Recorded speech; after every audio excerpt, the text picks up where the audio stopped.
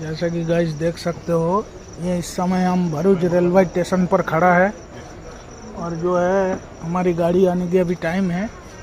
तो यहाँ से मैंने पानी लिया हूँ, यहाँ से रेलिन का बोतल जो है मेरे को, जो इस समय प्राइस चल रहा है 14 रुपया प्राइस है।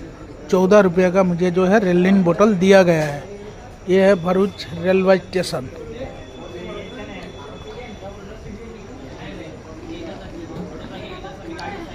₹14 का पानी बोतल रेलिन मार्केट में अब आ चुका है।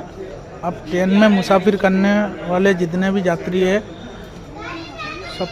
सबको सूचित किया जा रहा है 14 रुपये का ऊपर दिया ना जाए।